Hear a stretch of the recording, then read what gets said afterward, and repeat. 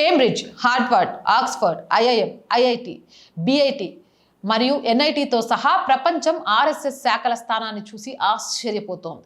రాష్ట్రపతి, ప్రధానమంత్రి, హోంమంత్రి, ఉపరాష్ట్రపతి, లోక్సభ స్పీకర్ మరియు 18 మంది ముఖ్యమంత్రులు, 29 మంది గవర్నర్లు, 1 లక్ష శాఖలు, 150 మిలియన్ల స్వచ్ఛంద సేవకులు, 2 లక్షల సరస్వతి విద్యామందిరాలు, 5 లక్షల మంది ఉపాధ్యాయులు, 10 మిలియన్ల విద్యార్థులు, భారతీయ మజ్దూర్ సంఘ్ యొక్క 20 మిలియన్ల సభ్యులు, 10 మిలియన్ల ఏబీవీపీ కార్యకర్తలు, 150 మిలియన్ల బీజేపీ సభ్యులు, 1200 ప్రచురణ సంస్థలు, 9000 పూర్తికాల కార్మికులు, 7 లక్షల మంది మాజీ సైనికుల మండలి సభ్యులు, 10 మిలియన్ల విశ్వ హిందూ పరిషత్, ప్రపంచవ్యాప్తంగా 3 మిలియన్ల బజరంగ్ దళ్ కార్మికులు, 1,50,000 సేవా ప్రాజెక్టులు, 18 రాష్ట్రాల్లోని ప్రభుత్వాలు, 283 సభ్యుల పార్లమెంటు, లోక్సభలో 58 మంది పార్లమెంట్ సభ్యులు, రాజ్యసభలో 1460 మంది ఎమ్మెల్యేలు.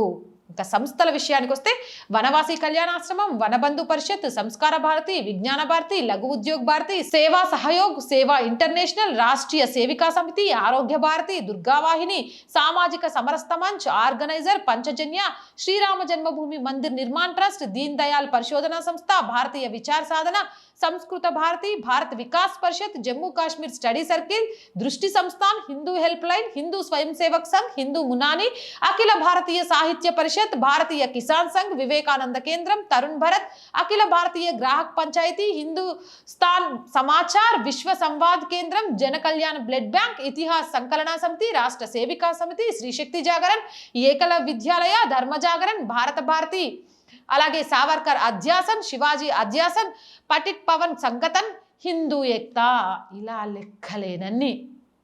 ప్రియమిత్రులారా, ఆర్ఎస్ఎస్ అంటే ఇదే. ఇది కాంగ్రెస్ లేదా కమ్యూనిస్టు పార్టీ కాదు. చాలామంది గొప్ప యోధులు ఉన్న ఒక గొప్ప సంస్థ.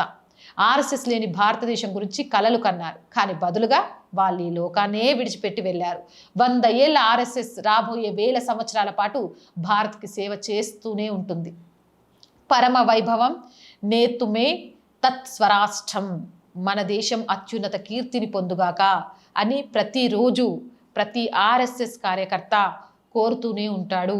ఈ జ్ఞానాన్ని కుటుంబ సభ్యులతో, ప్రియమైన స్నేహితులతో పంచుకోండి. జై హింద్, జై భారత్.